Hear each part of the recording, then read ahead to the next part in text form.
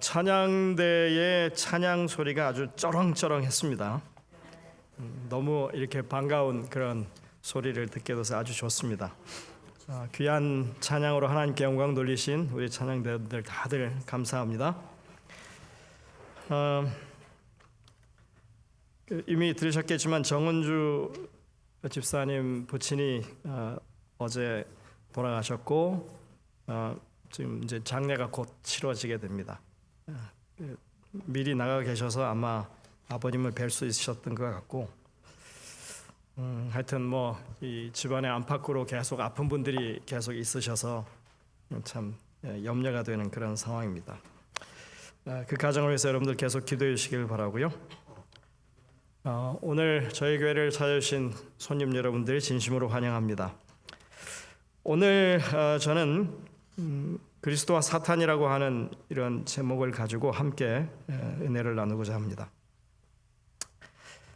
행복한 안식일입니다. 네.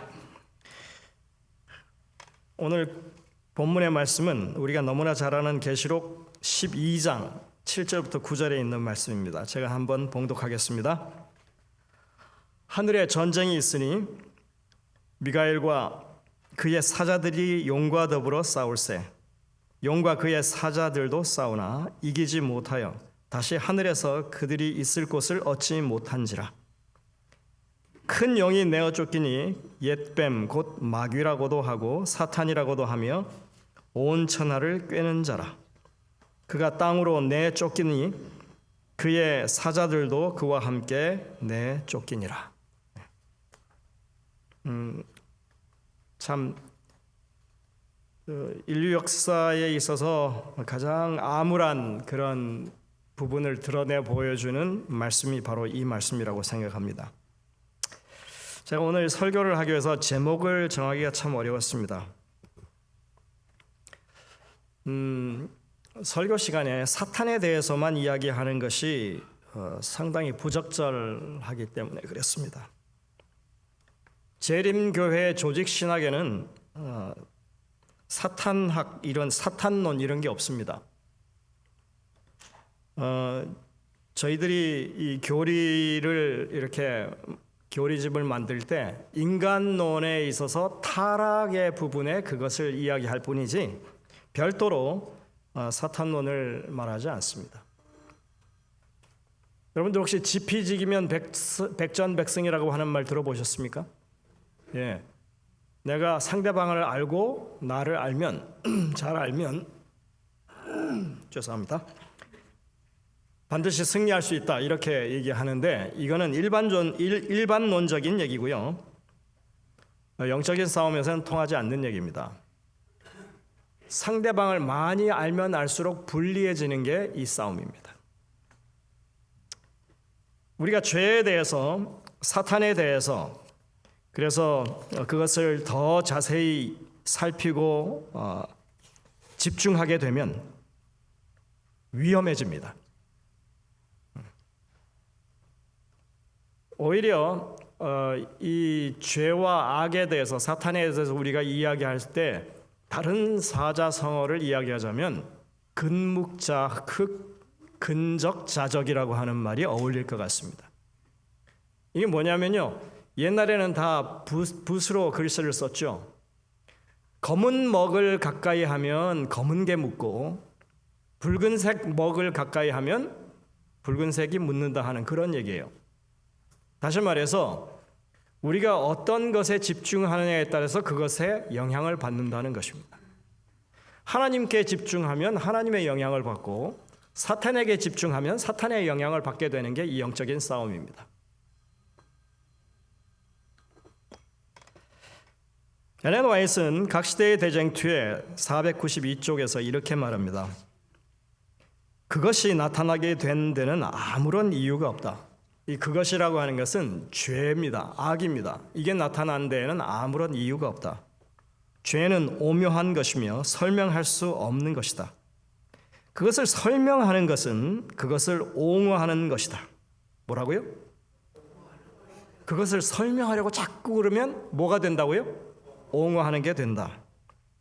만일 죄의 원인과 그 존재 이유를 밝힐 수 있으면 죄는 죄가 될 수 없다. 하나님의 말씀에 기록된 죄에 대한 유일한 정의는 죄는 불법이다. 재림교회에서는 그래서 이렇게 사탄의 일에 대해서 막 그걸 막 심층 취재를 하거나 분석해갖고 보고하거나 이런 일을 하지 않습니다. 제 경험상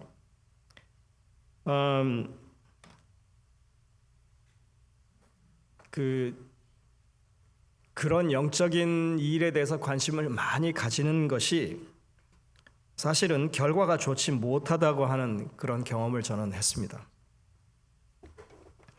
예전에 한국에 아주 이렇게 잘생기고 그리고 정말 설교도 잘하고 목소리도 좋은 그런 존경할 만한 목사님이 있었습니다. 제가 신학과 4학년 때 그분 이제 그 전부터 알았죠. 중학교 때부터 뭐 알고 그랬었는데 신학과 이제 3학년 4학년 그때쯤 이제 그분을 다시 이제 교회에서 활동하고 계시는 그분을 봤는데 정말 누가 봐도 저 참 잘하시는, 목회도 잘하시고 선교도 잘하시는 그런 목사님이었습니다.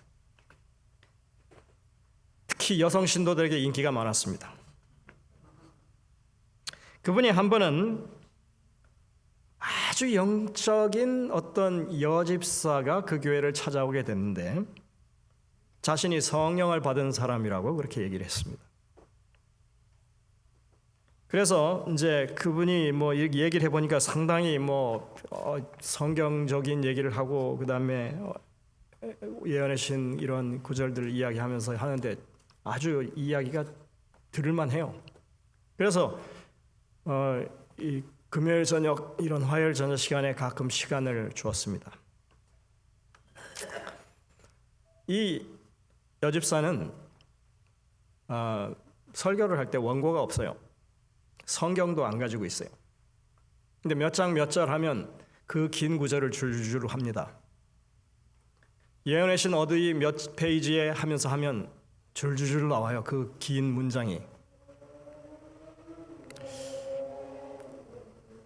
나중에 그분에 대해서 조사를 했는데 그분이 평소에는 별로 교회도 관심이 없고 그냥 대충 이렇게 신앙생활을 하는 분이었대요. 근데 언제부턴가 갑자기 그렇게 사람이 바뀌었다는 것입니다.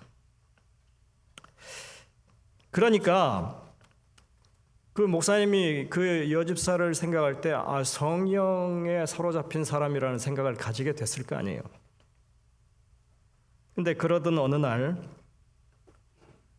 사건이 터집니다. 밤새도록 철야 기도를 하는 와중에 그 여인이 교회 안에서 기도를 하고 목사님은 저기 이쪽에 앉아 있는데 또 장로님도 한두 분 계시고 그렇게 철야 기도를 하는데 이 여인의 감화로 말미암아 목사님이 악의 영의 터치를 받습니다. 제가 이제 그분한테 직접 들은 얘기지만 오늘 이 설교단에서는 그 얘기를 하지 않겠습니다. 이분이 그 이후로 6개월 동안 몸져 눕고 매일같이 이 악령이 찾아오는 그런 발자국 소리 그 다음에 그런 것 때문에 시달려서 담임 목사가 6개월 동안 설교를 못한 상황이 됐어요. 제가 신학과 이제 다니면서 그분하고 그래도 친분이 있으니까 찾아가가지고 그분 입을 뒤집어 쓰고 앉아서 얘기하는 걸 제가 직접 귀로 들은 겁니다. 그분이 회복은 됐어요, 일시적으로. 근데 여전히 그런 증세가 간혹가독 이렇게 반복이 되면서 몇 년 후에 결국은 완전히 목회직을 떠나고 말았습니다.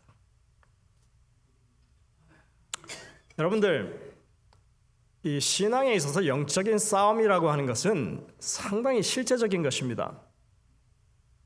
이거는 그건 가상의 이야기가 아니에요. 성경이 이것에 대해서 자세히 말하지 않고 그냥 핵심적인 정보만 우리에게 제공하고 있을 뿐입니다. 이게 영적인 싸움이기 때문에 사람이 자신의 능력을 가지고 나서서는 도저히 해결을 할 수가 없는 그런 사안인 것입니다. 목사들 가운데 사탄을 자기가 쫓아낼 수 있다든가 그런 것에 마치 자신이 전문가인 것처럼 행세하는 사람들, 여러분들 경계하시기 바랍니다. 개인적으로 저는 그런 사람들은 오히려 사탄의 대리자나 사역자일 가능성이 높다고 저는 생각하는 사람입니다.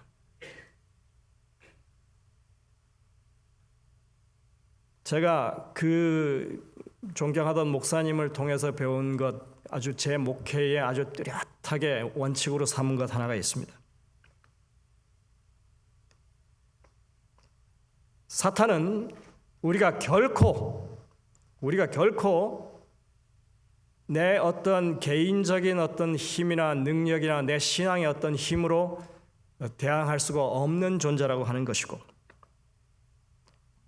하나님께서 나를 보호한다 하셔도, 하나님께서 나를 보호하고 싶으셔도 내가 아까 목사님이 여인이 하는 이 집사님이 하는 얘기를 듣고 신뢰를 하고 의지를 하는 그 순간 하나님께서도 어떻게 하실 수가 없는 거예요. 그래서 내가 마음 문을 열어버리는 그 순간에는 결국엔 나는 점령당하고 마는 그런 일이 생긴다고 하는 것을 저는 그때 아주 뼈저리게 느꼈습니다. 그래서 우리는 항상 성령의 인도하에 말씀을 중심으로 영적인 분별력을 잘 활용하면서 우리의 신앙을 해야 하는 것입니다.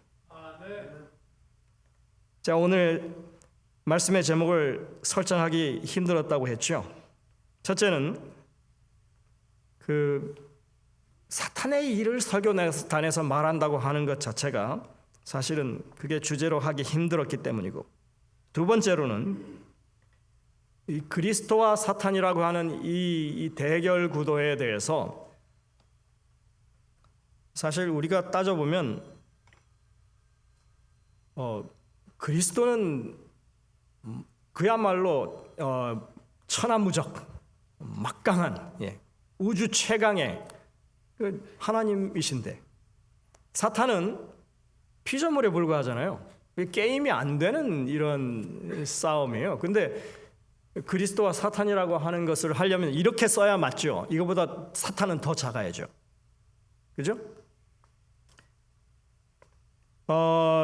사실은 성경에 나와 있는, 특별히 이 사탄의 어떤 움직임에 대해서, 그의 활동에 대해서 그 역사를 쭉 정리하는 계시록 12장에 나와 있는 내용을 보더라도 이기지 못했다, 내가 쫓겼다, 여러분들 그 표현이 계속 반복되고 있습니다. 다시 말해서 백전백패했다는 얘기예요. 예수님이 계속 승리하셨다는 얘기입니다. 그 싸움의 국면마다.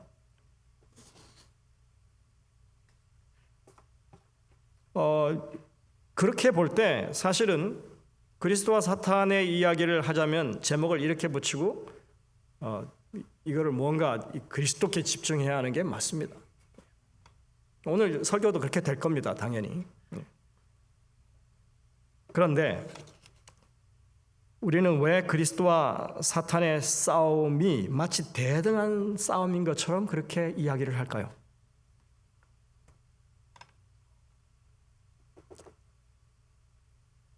한쪽은 창조주이시고 한쪽은 피조물인데 우리는 이야기할 때 그리스도와 사탄의 대쟁투라고 얘기합니다.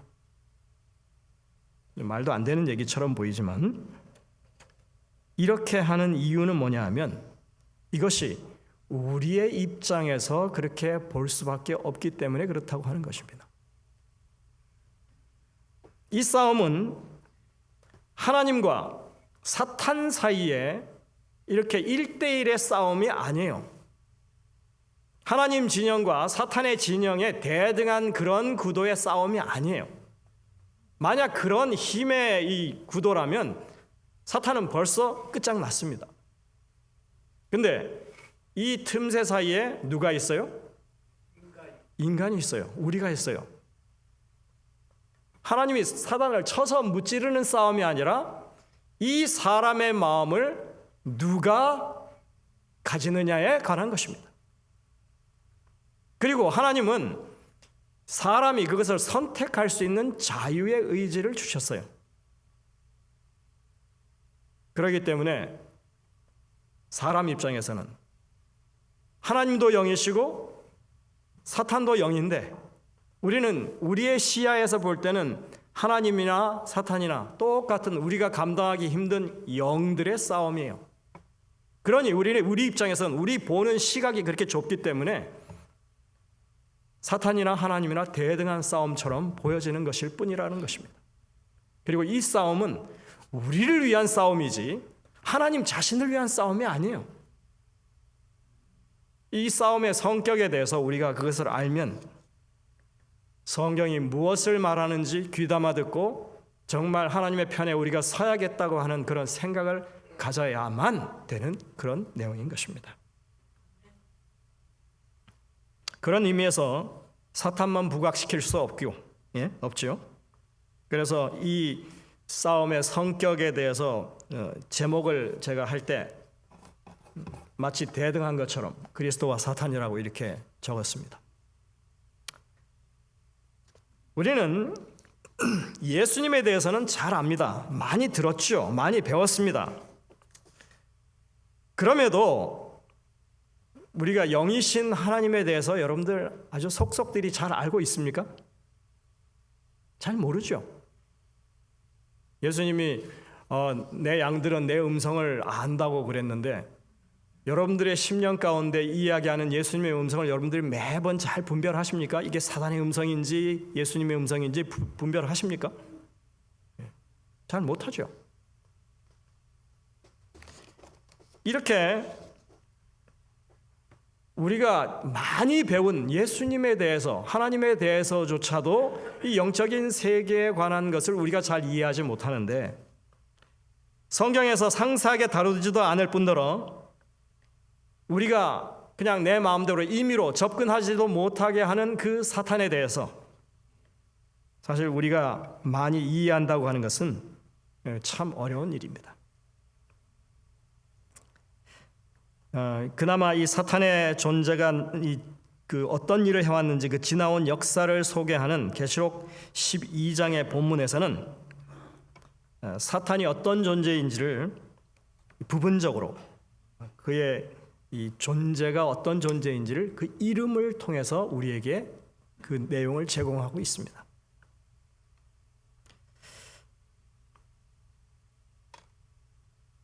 이름이라고 하는 것은 그 존재의 됨됨이를 의미합니다. 우리가 살아가면서 단순히 대명사로 이름을 불러도 그건 의미가 있어요. 제가 지금도 어머니 돌아가신 지 아버지 돌아가신 지 얼마나 됐지만 가끔 이렇게 어머니 아버지 생각이 나면 그 이름을 불러봅니다. 어머니, 아버지 이렇게 제가 이름을 제가 개인적으로 그냥 읊조리듯이 제가 이야기를 해요. 어머니라고 부를 때 그 어머니라고 하는 이름에 굳이 진필순 이렇게 이름이 들어가지 않아도 내 마음 가운데 어머니라고 하는 그 대명사 때문에 그 어머니의 인격 자체가 저의 마음 가운데 다 들어있어요. 그렇지 않아요, 여러분들?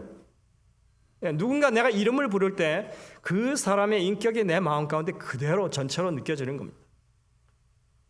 그래서 이름은 정말 중요한 것입니다. 특히 이 성경에서 이름은 대단한 의미를 가집니다. 그래서 제가 성서성명학이라고 이렇게 붙였어요. 예? 성서성명학. 우리가 사탄의 이름을 말하기 전에 먼저 예수 그리스도, 예? 예수라고 하는 이름은 어떤 이름이에요? 예수, 예슈아, 여호수아, 이게 구원하라고 하는 동사에서 왔습니다. 그래서 그 이름을 예수라라고 했을 때 자기 민족을 그 죄에서 구원할 자임이라 이렇게 얘기했던 게 그게 구원이라고 하는 의미가 거기에 분명히 보여주고 있는 거예요. 예수님을 가리켜서 구세주라고 부르죠. 그래서 그리스도, 그 다음에 히브리 말로는 머사야, 메시아, 이렇게 하면 구세주라는 뜻이에요. 그 이름 자체가, 예수 그리스도가 이름 자체가 우리를 구원하시는 분이라는 뜻입니다.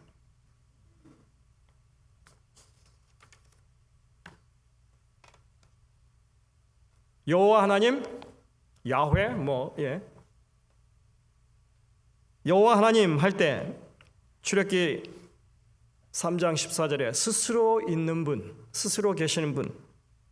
그 다음에 출애굽기 34장 6절 7절 우리가 계속해서 요즘 봅니다. 지난주에도 이 말씀 봤죠.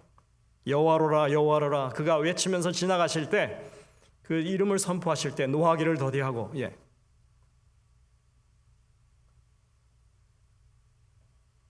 그 이름이 함축하고 있는 의미를 출애굽기 3장 14절과 34장 6절 7절에서 아주 분명하게 하나님께서 스스로 밝히신 그 의미입니다. 자비롭고 은혜롭고 노하기를 더디하시는 하나님, 전능하신 하나님, 인자를 천대까지 베푸시는, 그리고 죄와 악과 과실을 용서하시는 하나님, 구원과 사랑의 하나님, 그분이 바로 여호와라고 하는 이름으로 불리는 하나님이심을 이렇게 말씀하고 있는 것입니다. 그래서 이 구약 성경에서는 그 이름을 가리켜서 기념칭호라고 부릅니다. 이사야 52장 6절에 이렇게 말합니다. 그러므로 내 백성은 내 이름을 알리라. 여러분들은 하나님의 백성으로 하나님의 이름을 압니까? 들어서 아는 게 아니라 정말 그 이름이 여러분들 가슴에 어떻게 느껴지는지 그걸 경험으로 아시느냐, 제가 묻는 겁니다. 이름은 계속 부르는데, 주여 주여 하고 여호와 하나님 부르는데 이 마음에는 그분이 어떤 분인지 전혀 모른다면 이건 모르는 거예요. 한 번을 불러도 내가 어머니 할 때 내 어머니에 대한 모든 인격이 내 마음 가운데 느껴지는 것처럼 여호와 하나님 할 때 스스로 계시는 분, 자비롭고 은혜롭고 노하기를 더디하시고, 인자가 많으신 하나님이시고, 그 사랑을 천대까지 베푸시고 우리의 모든 죄와 악과 과실을 용서하시는 하나님 하는 그 하나님의 사랑이 여러분들의 가슴에 이게 딱 들어오는 게 그 이름을 아는 것입니다. 그러므로 내 백성은 내 이름을 알리라. 그러므로 그날에는 그들이 이 말을 하는 자가 나인 줄을 알리라. 내가 여기 있느니라.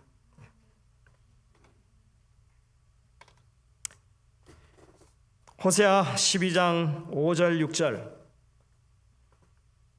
여호와께로 돌아가자, 그래야 우리가 산다, 이렇게 외치던 그 호세아를 통해서 이렇게 말씀하십니다. 여호와는 만군의 하나님이시라. 여호와는 그를 기억하게 하는 이름이니라. 그런즉 너희 하나님께로 돌아와서 인애와 정의를 지키며 항상 너희 하나님을 바랄지니라. 여기 지금 그 만군의 하나님 여호와는 기억하게 하는 이름이다. 예전 번역으로 하자면 이게 기념칭호라 이렇게 불렀어요. 번역을 했어요. 제가 그래서 그 히브리어로 도대체 어떻게 썼는지를 찾아봤더니 그냥 이렇게 되어 있어요. 기념칭호라고 하는 게 기억이라고 하는 단어예요. 기억. 제케르라고 하는 단어인데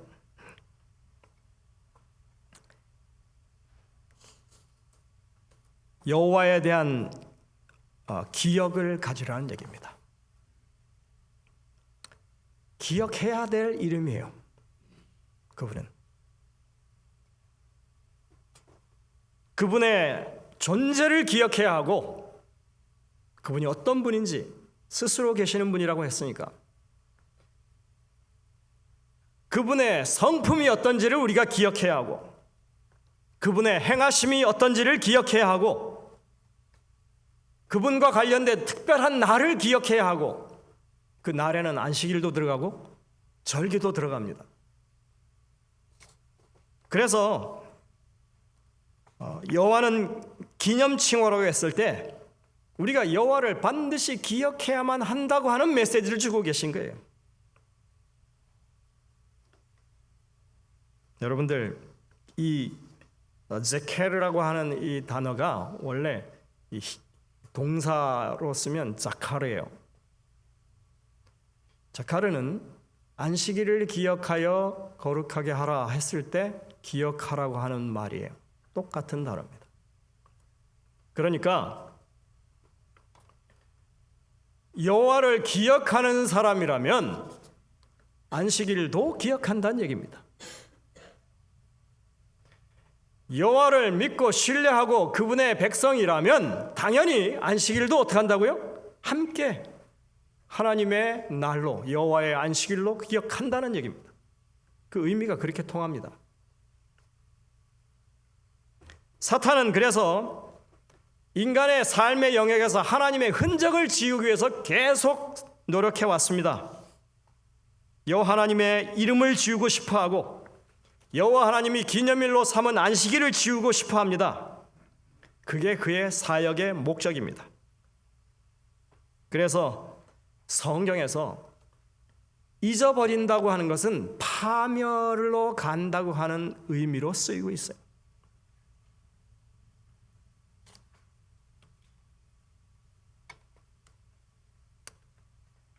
오직 시온이 이르기를 여호와께서 나를 버리시며 주께서 나를 잊으셨다 하였거니와 여인이 어찌 그 젖 먹는 자식을 잊겠으며 자기 태에서 난 자들을 긍휼히 여기지 않겠느냐. 그들은 혹시 잊을지라도 나는 너를 잊지 아니할 것이라. 내가 너를 내 손바닥에 새겼고 너의 성벽이 항상 내 앞에 있다. 여러분들 성경을 읽을 때 제발 여인이 그 젖 먹는 자식을 어찌 잊겠으며 하는 요 구절부터 읽지 마시기 바랍니다. 앞절부터 읽어야 문맥이 통해요. 이게 뭔 의미로 지금 말씀하고 있는지. 이스라엘 백성들이 어려움을 당하고 있으니까 하나님이 우리를 버렸어, 우리를 잊었어 이렇게 얘기하고 있는 거예요. 그 일에 대해서 하나님께서 대답하시는 게 여인이 어찌 그 젖 먹는 자식을 잊겠느냐. 그들은 잊을지라도 나는 너희를 잊지 않는다. 이렇게 말씀하시는 거예요.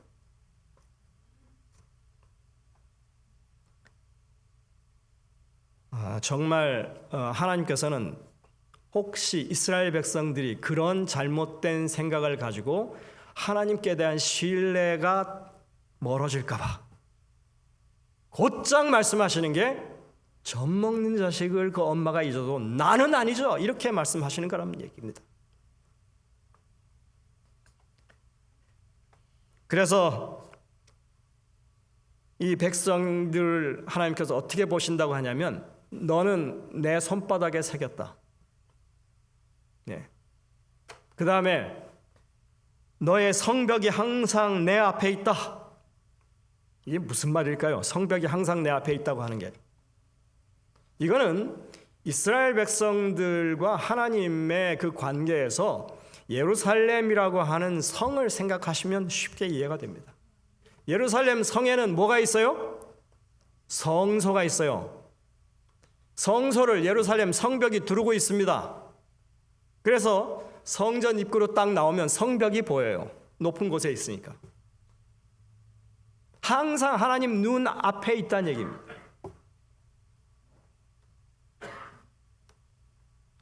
예루살렘 성전을 둘러싼 예루살렘 성벽이 항상 굳건하게 서 있을 것임을 말씀하고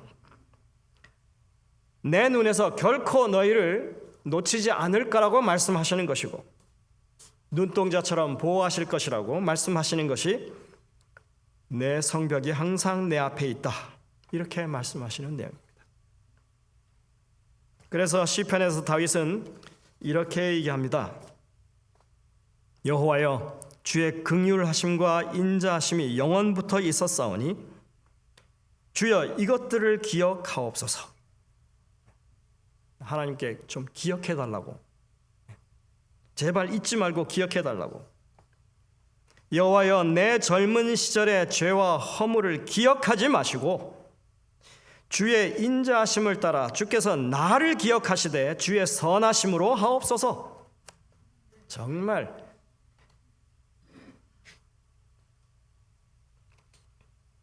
바로 앞절에는 어떻게 얘기하냐면요, 내가 주님을 기다립니다, 주님 나를 기억하시옵소서, 이렇게 얘기하는 거예요. 내 젊은 시절 소시적에 그 죄와 허물은 기억하지 마시고 당신의 인자를 따라서, 당신의 선하심을 따라서 나를 구원해 주겠다고, 나를 용서해 주겠다고 하신 그 선하심과 인자심을 기억하여 주시옵소서, 이렇게 말하고 있습니다. 다윗은 하나님의 이름이 어떤 의미인지를 분명하게 기억했던 사람입니다. 그래서 시편 51편에 1절부터 2절에 보시면 출애굽기 34장 6절 7절에 나와 있는 그 세세한 하나님의 이름의 뜻, 자비롭고 은혜롭고 노하기를 더디하시는 하나님, 인자가 풍성하신 하나님, 죄와 허물과 그리고 죄악을 사하시는 하나님, 그 죄의 3종류 세트가 다 거기 나오면서 하나님, 당신은 이런 하나님 아니십니까? 라고 이야기한 사람이, 기도한 사람이 바로 다윗이에요.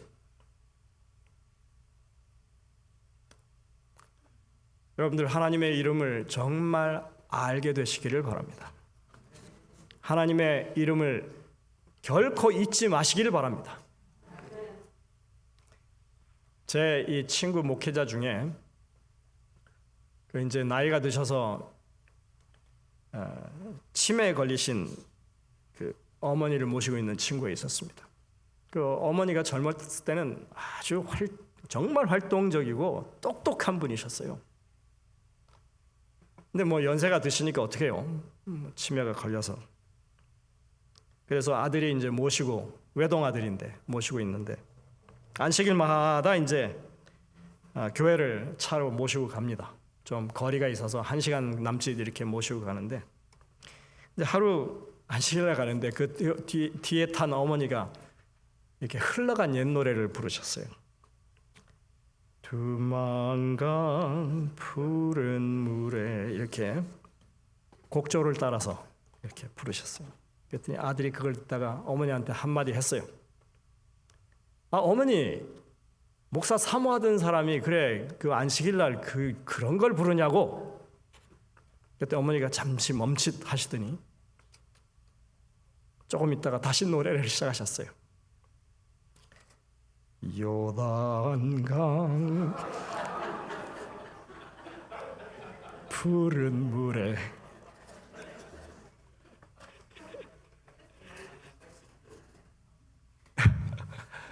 여러분들 혹시 좀 이렇게 그 기억이 좀 사라지는 상황이 되더라도 절대로 하나님의 이름은 잊지 마시길 바랍니다. 오늘 본문에 보면 이 사탄의 이름들이 열거되어 있습니다. 그러나 하나님의 이름은 몇 개가 나오는데, 사탄의 이름은 몇 개가 나오는데 하나님의 이름은 정말 많아요. 어떤 사람이 그걸 다 적어가지고 했더니 뭐 80개 이상, 사실 더 될 겁니다. 근데 이렇게 뚜렷하게 이렇게 구분할 수 있는 것만 해도 80개 이상이 된대요. 그러니까 여러분들 사탄의 이름은 한 4가지 정도밖에 안 나오거든요. 여기 계시록 12장에. 근데 하나님의 이름은 성경에 전체적으로 어떻게 나온다고요? 네, 엄청나게 많아요. 엘 엘yon 잘 아시죠? 지극히 높으신 하나님. 여호와 니시, 하나님은 나의 깃발이 되신다. 여호와 라파, 치료하시는 하나님. 에베네셀의 하나님, 우리를 여기까지 인도하신 하나님, 그 모든 삶의 여정이나 어떤 사건들마다 하나님이 우리가 기억할 만한 분이라고 하는 것을 이렇게 성경은 기록해서 남기고 있는 것입니다. 그러나 여러분들 그거를 볼 때마다 그 경험을 한 사람들은 어떨까요?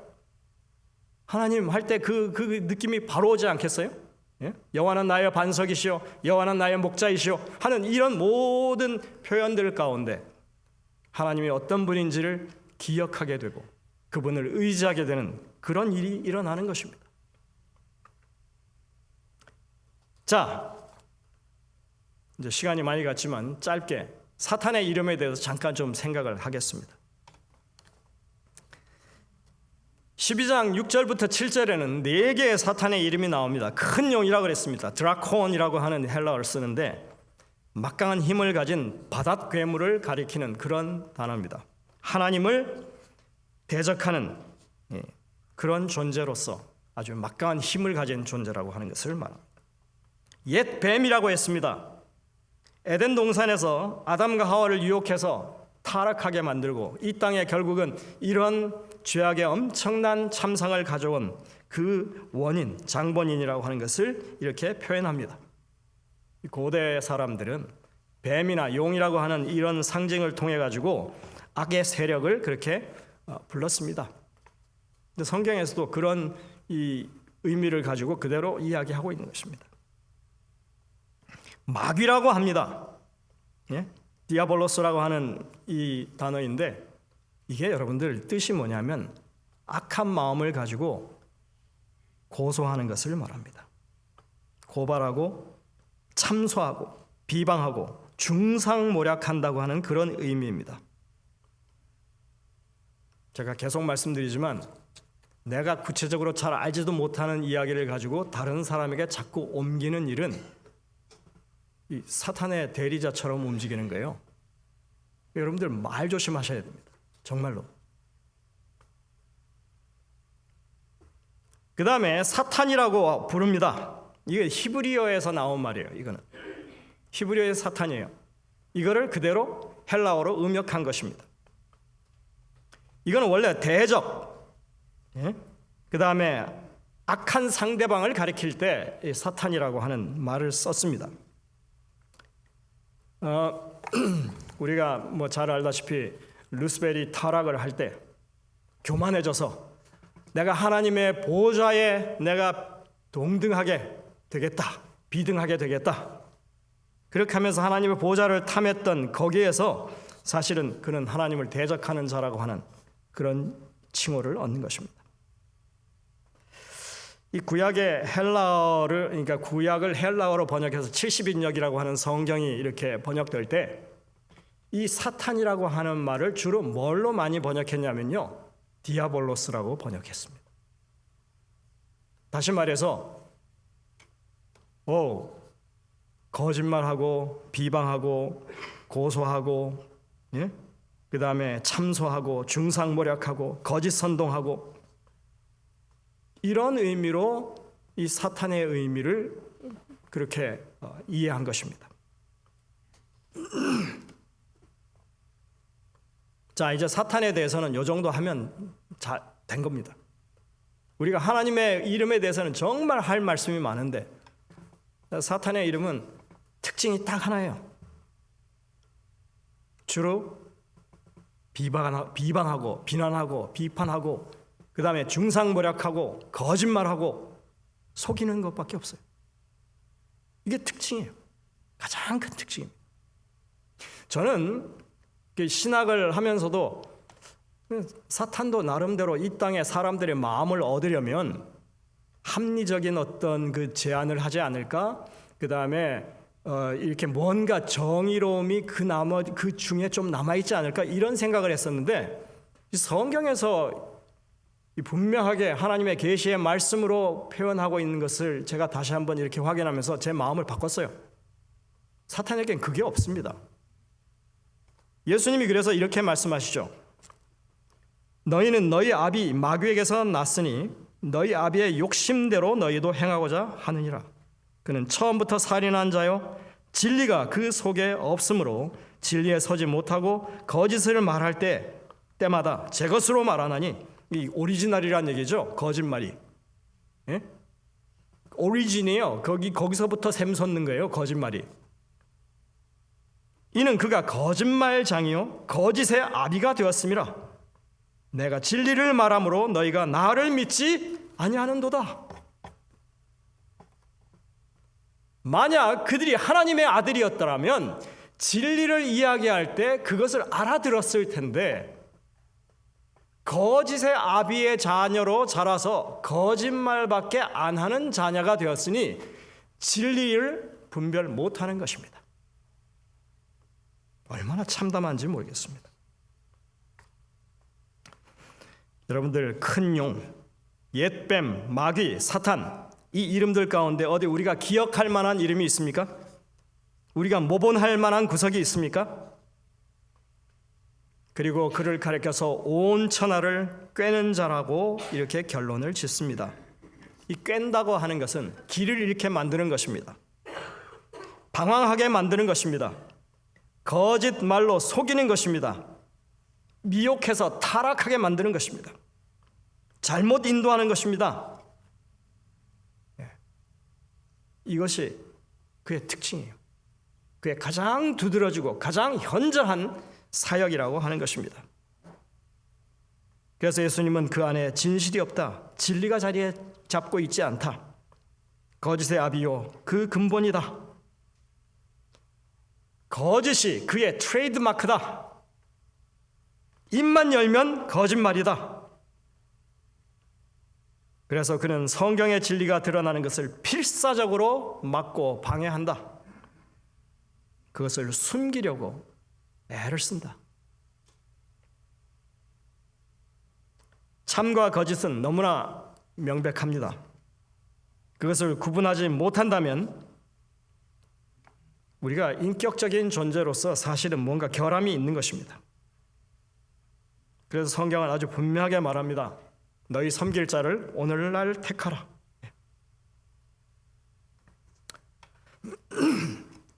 만일 여호와를 섬기는 것이 너에게 좋지 않게 보이거든 너희 조상들이 강 저쪽에서 섬기던 신들, 여러분들 이걸 헬라어로 70인역에서는 디아볼로스라고 번역했습니다. 마귀, 신들, 우상 숭배가 결국은 그 뒤에 누가 있다는 얘기요? 사탄이 있다는 얘기예요. 그 신들을 섬기든지 너희가 거주하는 땅에 있는 아모리 족속의 신들이든지 너희가 섬길 자를 오늘 택하라. 오직 나와 내 집은 여호와를 섬기겠노라. 여호수아의 아주 분명한 선언이죠. 네, 여러분들, 선과 악, 사탄의 하는 일과 하나님의 하시는 일이 너무나 극명하게 이 성경에 계시된 말씀으로 볼 때 분명한데, 사탄이 그 모양이 뿔이 나고 그 다음에 시커멓고 꼬리가 달렸고 삼지창을 들고 있고 새빨간 눈에 아주 흉측하게 생긴 그런 괴물이라면 금세 우리가 이해를 할 텐데, 근데 성경에 그를 가리켜서 뭐라고 불러요? 정말 아름다운 천사였다. 흠없는 그런 존재였다. 지혜롭고 모든 것에 뛰어났던 정말 존경받는 천사였다. 그렇게 얘기합니다.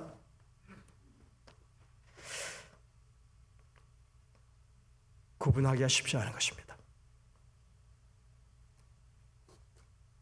엘렌 화이트는 이렇게 얘기했습니다. 사탄은 너무도 교활하기 때문에 시험거리를 가지고 공공연하고 대담하게 접근해 오지 않는다. 그렇게 하면 잠자던 그리스도인의 힘이 일깨워져서, 그러니까 좀 이렇게 나태하고 이러던 사람이 사탄이 그렇게 다가오면 번쩍 정신을 차려서 강하고 능력 있는 구원자를 의지하게 될 것이기 때문이다. 그래서 그는 눈에 띄지 않게 접근해 와서, 자, 여기 잘 보시기 바랍니다. 접근해 와서 경건을 공언하는 불순종의 자녀들을 통하여 뭐라고요? 경건한 척하는 불순종의 자녀들. 겉으로 보기에는 뭐예요? 아주 의롭고 깨끗한 척. 그런데 그 속에는 경건을 공언하는 불순종의 마음을 가진 자녀들을 통하여 변장하고 활동한다. 여러분들 정신 바짝 차려야 하는 것입니다. 그래야 우리는 하나님의 이 우리를 향하신 그 뜻을 분명하게 분별하고 사단의 이 그런 우리를 유혹하려고 하는 모든 괴계를 능히 대적할 수 있는 그런 사람들이 될 것입니다. 여러분들은 그리스도의 편에 있습니까? 사단의 편에 있습니까? 제가 하나의 이 그림을 좀 보여드리겠습니다. 사람이 아주 의로울 수 있고 악할 수 있습니다. 근데 우리는 그걸 하나로 보기 때문에 착각을 하는 것 같아요. 자, 하나님 편에 있으면서도 좀 악한 쪽에 있는 사람이 있을 수 있어요, 여전히. 왜? 겉으로 보기엔 저 사람은 되게 악한 사람이에요. 마치 누구처럼? 세리처럼. 자, 사탄 편에 있는 사람도 되게 의로워 보이는 사람이 있을 수 있어요. 마치 누구처럼? 바리새인들처럼. 그런데 바리새인들은 어떤 사람들이에요? 창세기 3장 15절에서 이 여인의 우선에 발꿈치를 상하게 하는 그 무리에 가담했던 사람들이 누구예요? 예수 그리스도를 죽이기로 작정하고 그렇게 결의한 사람들이 누구예요? 바리새인들이에요. 그 사람들은 겉으로 보기에는 의로운 사람들, 다시 말해서 경건을 공언하는 불순종하는 그런 무리예요. 사탄의 일을 하는 사람들인 것입니다. 그래서 우리가 좀 이 분별력을 가지고 볼 필요가 있습니다. 중요한 것은 결국 그 사람들이 어떤 생각을 하느냐, 용서와 화해와 구원과 사랑과 관용과 동정의 정신을 가지고 있느냐, 아니면 비방과 중상과 거짓 선동과 불평과 불만이 가득하냐 하는 말이 정말 이해하는 말, 격려하는 말, 축복하는 말, 그리고 항상 하나님께 아뢰는 기도가 나오느냐, 아니면 욕설과 저주와 비난과 과대 포장과 거짓과 속이는 말이 나오느냐. 저는 어떤 사람들을 판단할 때 그 언어가 그 정신을 대변한다고 생각합니다. 아무리 좋은 일을 한다고 하더라도 그 언어가 욕설과 저주가 입에 밴 사람들은 절대로 하나님께서 쓰시는 사람이 아닙니다. 여러분들 그거를 꼭 기억하시길 바랍니다. 내가 과연 하는 말이 정말 하나님께서 원하는 정신을 가지고 그 말을 하고 있는지 한번 우리 자신을 돌아보시기 바랍니다. 그러면 내가 하나님 편에 서 있는지 아니면 사단의 편에 서 있는지가 보이게 될 것입니다. 우리의 마음을 두고 지금도 대쟁투가 벌어지고 있습니다. 우리의 일상이 전쟁인 것입니다. 우리는 하나님의 편에 서기 위해서 정말 부단히 우리를 기억해 달라고, 하나님께서 이렇게 말씀하시지 않았냐고 그렇게 하나님께 기도하며 매달려야 할 것입니다. 우리는 하나님이 어떤 분이신지 기억하고 그분의 사랑 어린 호소에, 그 복음의 기별에, 그리고 성경 말씀에 귀 기울이고 그 말씀에 순종하는 삶을 살아야 할 것입니다. 여러분들 오늘 섬길 자를 선택하게 되시는 여러분들 되시기를 간절히 바라면서 말씀을 마치겠습니다.